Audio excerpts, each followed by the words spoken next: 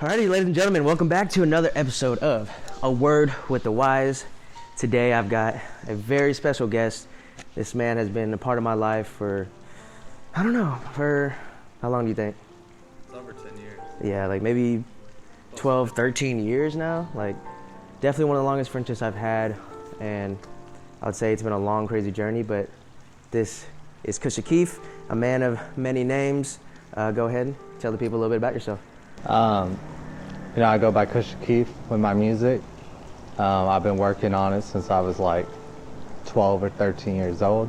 Young visionary. I started off rapping over Mac Miller beats, so I eventually started rapping over just ones I'd find. Just music's always been a part of me, you know? Mm-hmm.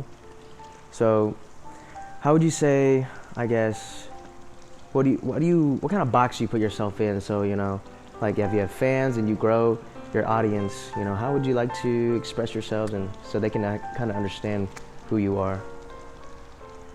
I think I'm a lyrical person. I try to find melodies in it that people can like sing to and relate to when they play the song. Mm-hmm. I really don't know if I'm in a box because I do so much. Mm-hmm. But I know I'm not mainstream with it. Mm-hmm. If that makes sense. Like I like to focus on the lyrics and try to paint a picture of what I'm trying to get across to the audience, but also let them like twist it how they want to with how they interpret it. Mm-hmm. Okay. Yeah. I just feel like, it's so important as artists we provide value in the music, from whether it's the lyrics, the production, and how we kind of put it all together and present it to your friends, your family, or a new fan online. And it's like they've got like 10 seconds before they're gonna kind of catch on and build that picture, or it comes into their head, or if not, then it's like one ear out the other ear, and then the person just moves on to the next. So it's definitely a fundamental key that we give them those things as artists. Yeah. So kind of go into more depth about your first experience doing music, or what it was. And I think the first song that I remember listening to that was rap that made me want to rap was Airplanes by... You're lying. By B.O.B.? Yeah, it was Eminem's verse. And the way he started talking about if he missed the rap Olympics, I still remember it. B.O.B. was kind of more forgettable in the song. Mm-hmm. The hook was crazy. I mean, Eminem. Eminem. Are you sure? Yeah, 100%. I remember because I had those MP3 Walkmans. Was it a remix? No, it was Eminem wasn't on that song? It was Airplanes. Sure? Yeah. Okay. Yeah. I guess I can't remember. It was on the radio all the time. Okay. So I had those Walkmans, and I would record it because I couldn't download the songs on it, but you could record what played on the radio. So I remember I recorded that, and that was one of the first verses I learned, just because I thought it was so crazy. And then that's when I fell into it, like the Eminem rabbit hole of like, which is funny, rabbit, but like of everything just about him. And like, I remember listening to his whole discography. Discography, and, yeah. And discography. Yeah, but just listening to every song by him, it was insane. Yeah. From Airplanes, B.O.B., Eminem, and then shout out to that Airplane. So from there, where did you stem into like your first rap name, or like the first song you ever made? I think the rap name. Yeah. I think the first one was Visionary. It was like Young Visionary. Yep. And I remember, I think that came from Logic. Yep. Because I was big into his mixtapes. And he had that Visionary like group label that he had. So I just like kind of took it from that and ran with the name of it. You're just like, fuck it, I'll be Visionary. Yeah. And I remember I put like 2 songs out. One on YouTube and then one on SoundCloud. But I didn't do much with pushing them out. I just made them to make them. What, I was like 13 or 14. No, they were songs. Okay. But it was like I was like 13 or 14, so it was just for fun. What were you recording on? What did I record on? I It was had like one of them. I didn't have a mic. Yeah. Was it like the webcam mic or something? No, I No. think was it. I think it was my phone. Honestly, Really? that's crazy. What the fuck? Yeah. What did I record on? Also, by the way, shout out to Celsius for not sponsoring this video. Today we're sipping green apple cherry. I drink at least one of these a day. This is God tier crack in a bottle. Let them know which flavors are the best. Lemon lime. He says lemon lime, but he put me onto Arctic berry. That one's fire. Starfruit pineapple. We got regular orange, and then I'll give it to the mango non-carbonated. Anyways, yeah. So wrapping on your phone, and then at what point was the process kind of like, okay, I need to, or I want to be more serious, or I want to invest in my equipment, blah blah blah. I think I became more serious about it when I made a song after high school that was over XXX Tentacion's, what is it, Look at Me? And I made that song, Look at You, kind of like as a joke towards it, but like a lyrical side.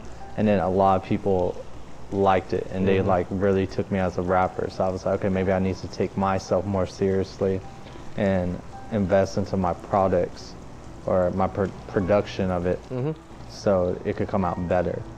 I think that was it was right after high school, so I was like 18 when I really thought about it. Yeah. Okay.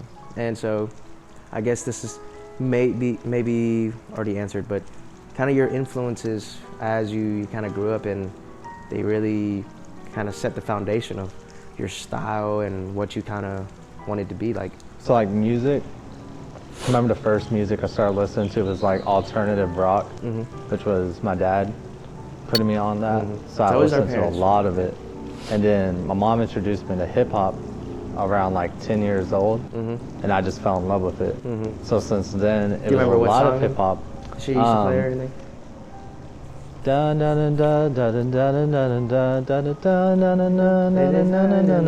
was that song. Yeah, bro, I used to. Okay.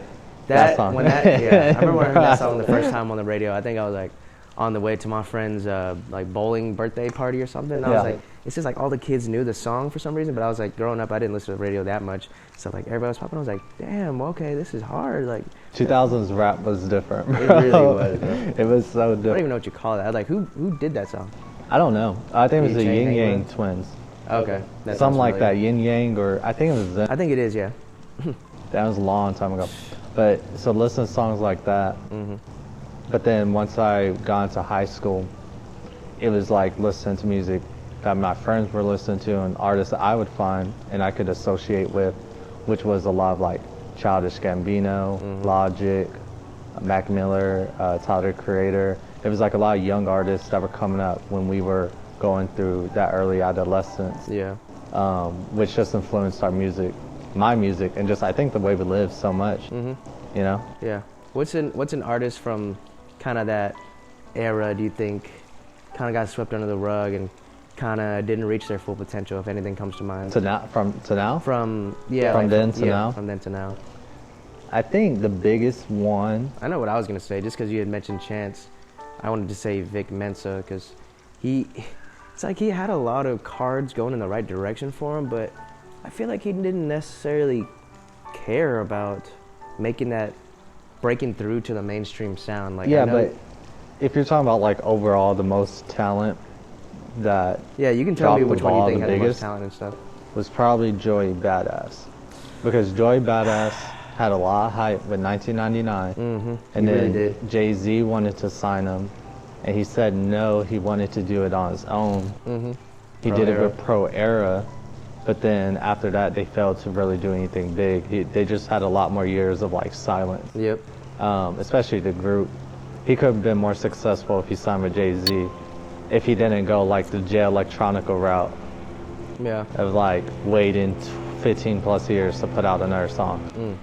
So I agree, because I don't know, it's like Kendrick said, it was conscious going commercial, and that's kind of what he did, which I don't really get why, because he had all the means to make like a beautiful masterpiece of some conscious or some real life sentiment and all that. And not to say he doesn't drop anything like that now, but it just kind of seems so like he was like he dug a little bit under the surface, right? He didn't go much deeper into bigger thoughts, plots and themes, like into society and stuff like that. And I think artists just miss timing.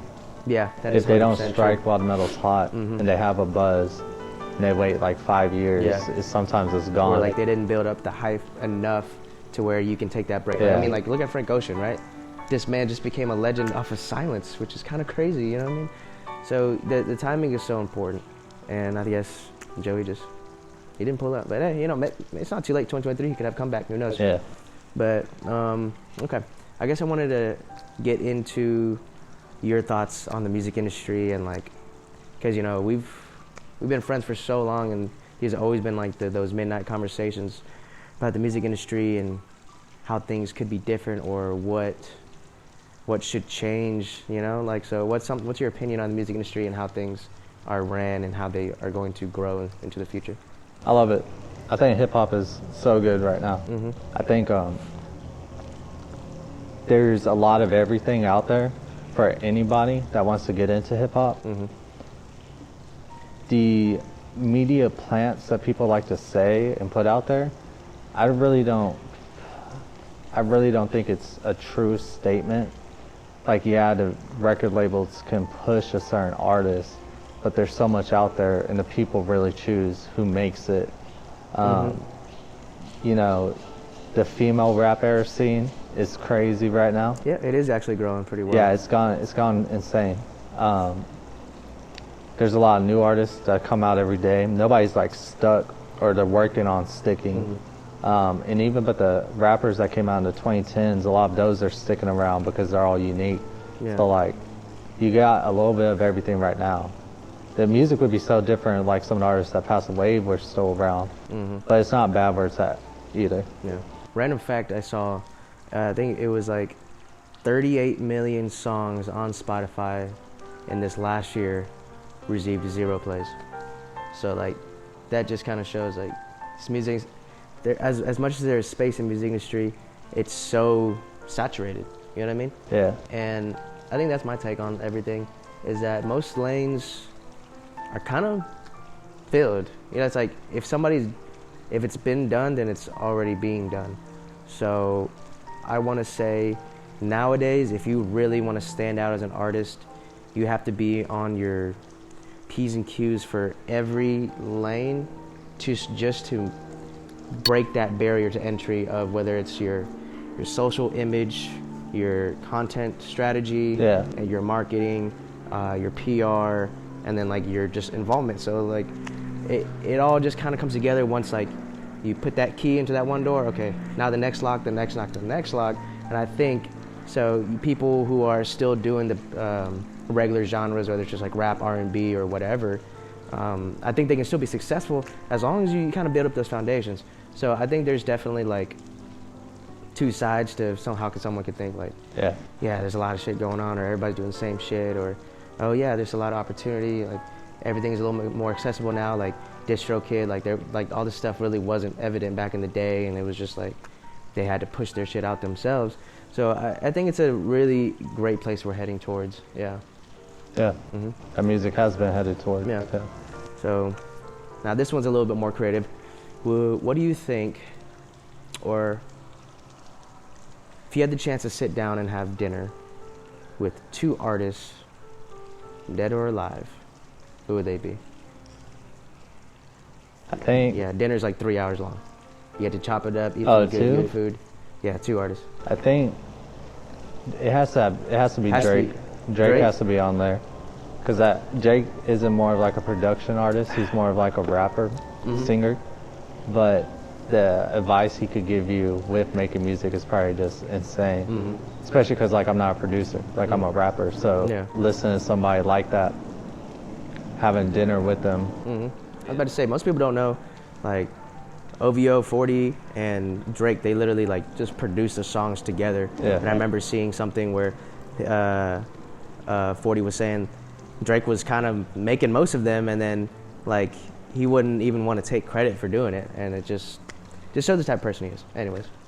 Then I think on the spiritual side of hip hop, or very spiritual person, I would say I would do X, because I think he was just ahead of where he was at. And talking to somebody my age about it, I think would be very relatable and something I could like learn a lot more from. Yeah. Because he was our age. He still is our age. He's just passed.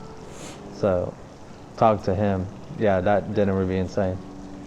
Back to back. I feel like he's been through so much stuff, and seeing that type of trauma and seeing how somebody like turned it around and built something for themselves is beyond inspirational.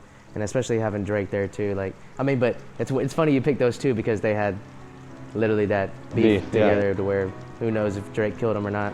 No, I'd ask him. You would ask him? Yeah, for X. If they're both there, I'd be like, yo, did you what do you think try to kill him? What do you think he would say? Like on the low, bro? Like, it's just me? Hey, on the low, bro? Just between you and me? Yeah, man, just like... Do you off him? You killed him? Yeah, like, should I be concerned being here? He'll be like, I didn't kill him. Wink, wink, like, I got my shooters for that. Yeah, no kidding. If I could have dinner with two artists, have to be, we'll go Jay-Z, because it's just like he was in the roots, and then now he's sprouted and he's on the top of the canopies, right? And it was more than music, and that's ideally, I want to be an entrepreneur, businessman, and he's been able to do all these things, and I think seeing how like he started off. Like, people weren't rocking his shit like right off the jump. Like, so that perseverance and him hearing no and all that shit, and he still came out on top, was really inspiring to me. And I guess a second person, somebody would have to relate to so much, it would have to be Childish Gambino, Donald Glover, because I respect that man for days. Like, y'all see in like every fucking interview I talk about him, because I mean, if you wanted to encapsulate the perfect creative man, Donald Glover in my eyes, right? Like, I'm sure he's not like fucking Salvador Dali or some crazy painter, but I think to be able to navigate between all these different mediums of self-expression and like direction is just it's phenomenal, honestly. But okay, all right. You'll be at the table with Drake and X. I'll be on my side, Gambino and Jay-Z. Shit, man, we all come together. That's a weird ass hit with Drake, Jay-Z, XXX, Donald Glover, Kusha, Keef, and Be the Wiser. That's a $1 billion table. Holy shit. Over $1 billion, just a Drake and Jay-Z alone. But yeah, so as an artist who's been working for a long time, you've been grinding and on and off, and you've taken care of your kid and dealing with life just like everybody else. What is a piece of advice you would pass on to, some kid in either middle or high school and he wants to start music too, and what's something you could tell him to really help solidify his vision and his goals if he truly wanted to do music? I think one of the biggest parts of it is to work on it constantly. The discipline of it, if you put it down, it will get away from you. So just sticking with it, even if it's just writing a couple bars that day, like writing one song, eventually it'll turn into 10. Just sticking with it every day. Of course you want to live your life and do stuff like that, but I think just sticking with it, focusing on parts, organizing, honing your craft, like that's really the best way to go. Make music you like though, not about everybody else. Like, do it for you, because then you'll make some of the best music if you're doing it like for what you want to make. Yeah, I agree. Like something to feed your soul, like there's music that other people would prefer to hear too, or sometimes I'm sure some friends would be like, you should make a song like this or you should make a song like that. Like, yeah, okay, sure. I mean, at the end of the day, this music process is for me, and a lot of people, like my buddy June, the guy I was showing you, like it's therapeutic. It's I don't know, self-discovery and self-expression. So you make what you want to make, and I think the people who will resonate with that will still follow along. Like the people, it's like those day ones who've been fucking with your music since like a long time before we really were anything. We were just jumping into the little studio in the room and just kind of going to work. And the people hear the potential, and that's what it's all about, right? So if you're a new artist, would say, just don't stop. You know what I mean? Stay consistent, stay committed, be disciplined in what you do. I think the work that you put in always compounds to where you'll reach this pivotal point. Like, at least for me, I feel like you try all these different things and you're still writing these songs and it may not come out perfect. There's gonna be a lot of songs that you never put out. There's gonna be songs that you love that when you put out it just... How many fucking planes are here, bro? But we live right next to the airport. You do? Yeah. A private airport. Yeah, so you could put out a song that you might love, but nobody will give it the time of day, and that's okay. Because as long as you just keep going, the work will pay off, right? You won't ever be selling yourself short if you just continue to push the things that you love and be creative, you know?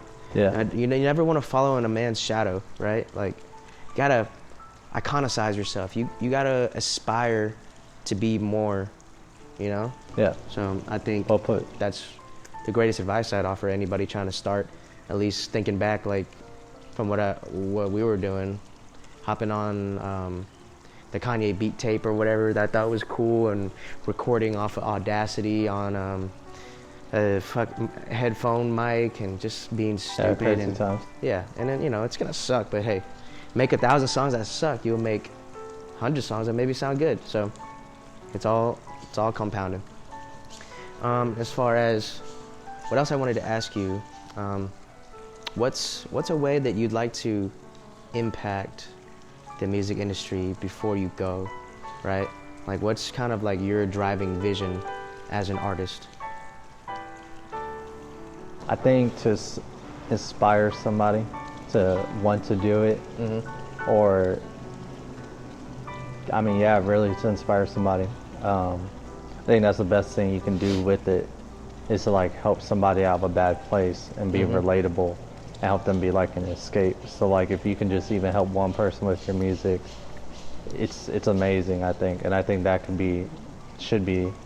is my goal. You know, it's not, I have many goals with it, but that's like where I would be happy at the end of the day if all I knew was that I did help one person, which I have. But I'm happy with that, you know? Yeah. And the next question, what's something about being an artist, musician, that I guess goes unspoken, and as artists we don't get to share too often, or sometimes people don't understand?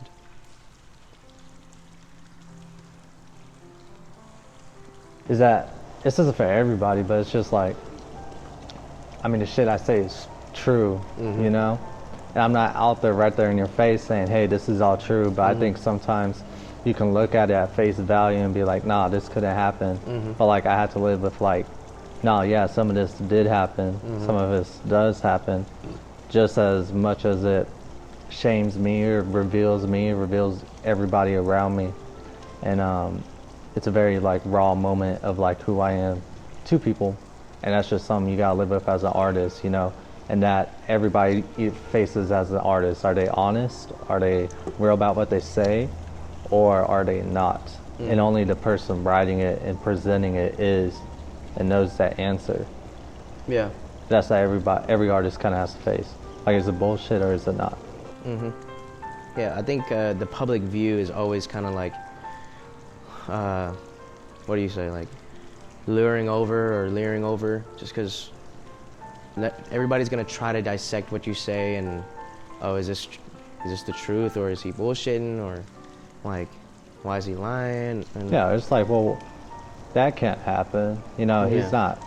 There's no way. Yeah, like, you know? He's not fucking strippers and getting money and trapping and fucking. Not even that, just all of it, man. It's just people don't want to believe it, or they don't think it could be true. But it's like, you also don't know the person. It's like, again, that's what artists have to live with. Are they honest? Are they talking about real stuff that's happened? Or are they projecting an image? And I don't think I've ever presented an image I wasn't. I think that's a huge thing, the projection of an image, because everybody wants to be an artist and everybody's chasing after a sound and an image. And so people who want a shortcut and kind of sell the game short and just be like, yeah, I'm gonna make music like this because that shit's hot, or that shit's fire, bro. Like, rapping about whips and fucking bitches and whatever. Like, I mean, shit gets played out, and at the end of the day, it's all recyclable stuff that you always hear. And I think that sometimes can still pass if they present it in a way that's not That's braggadocious or as like fake, right? I think that's refreshing. It's presented in a way that's new and refreshing to your ears. Bringing ideas to somebody Yeah.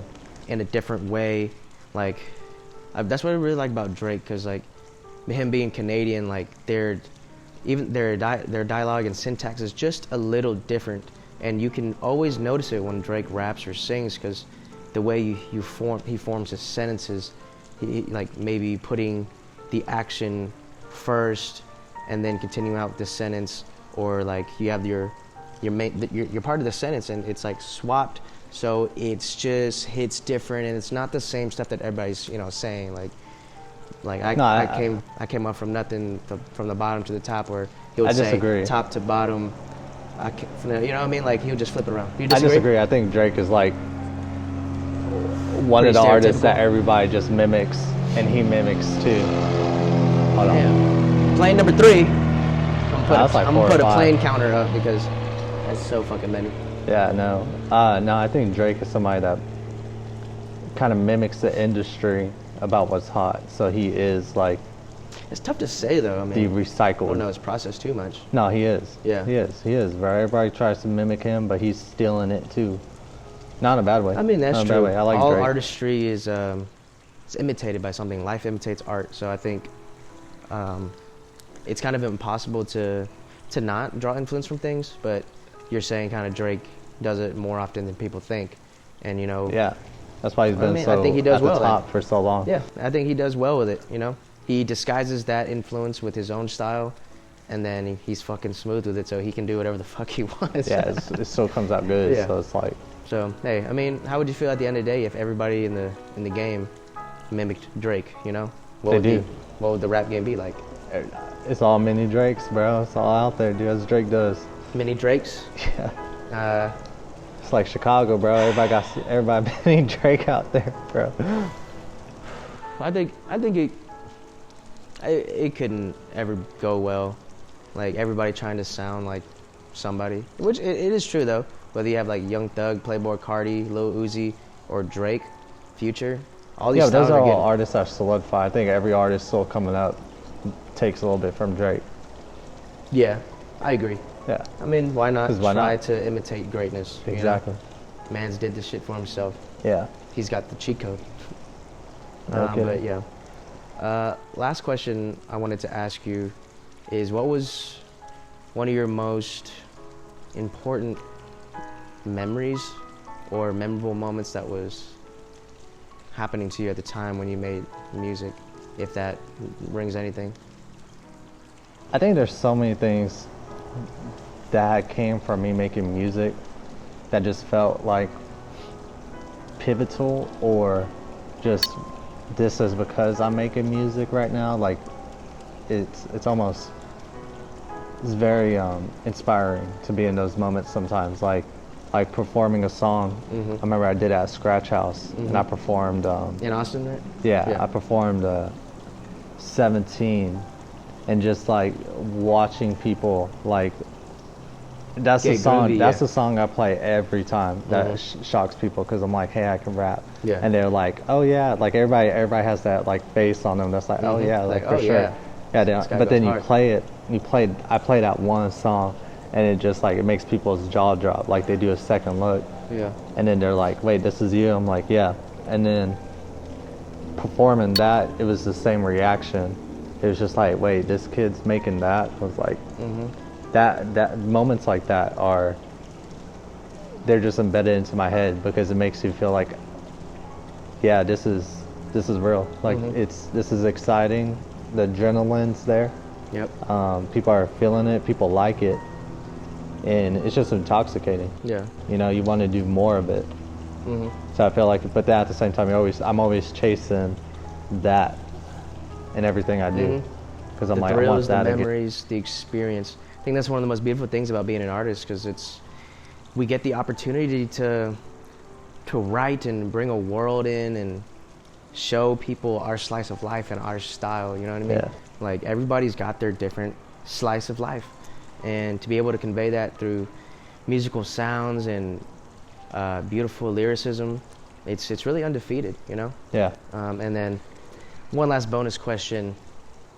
Who do you think has been the most influential artist in the game with only in the last 5 years? So we're talking 2018 till now. Who's been influencing the game most? I think who's been influencing the game probably fucking, that sounds dumb, but I feel like Lil Baby. Like, I was about to say something. It is Lil Baby. yeah. Like everybody, he has the hottest pin in the game right Yeah. now. Drake's Maybe right Lil there, Durk? but Lil No? Baby. Nah, Lil Because Drake is kind of on like the tail end of his. Durk's right there. But I think Lil Baby. You think so too? Yeah, he's just had the game. I don't know what it was that. Him and, well, Future is probably the most influential. Yeah. If we're talking about 5 years, 10 years, honestly, Future. Future? Yeah. Why so? Future just brought trap, and he brought trap up, like, around with Amigos, but Yeah. he's the artist that I think people try to emulate the most when it comes out of the trap, like making trap music. Like he's the pinnacle of it. He is trap. Yeah. Future. Yeah, hell yeah. Future is trap. You heard No it here. kidding. No kidding. Alrighty, guys. Thanks for tuning in. It's been your boy Be the Wiser on A Word with the Wise with Kusha Keef. Yes, sir. We wish you guys many blessings. Thanks for tuning in, and we will catch you guys on the next episode. Peace. All right, good shit. Fuck, I hit delete.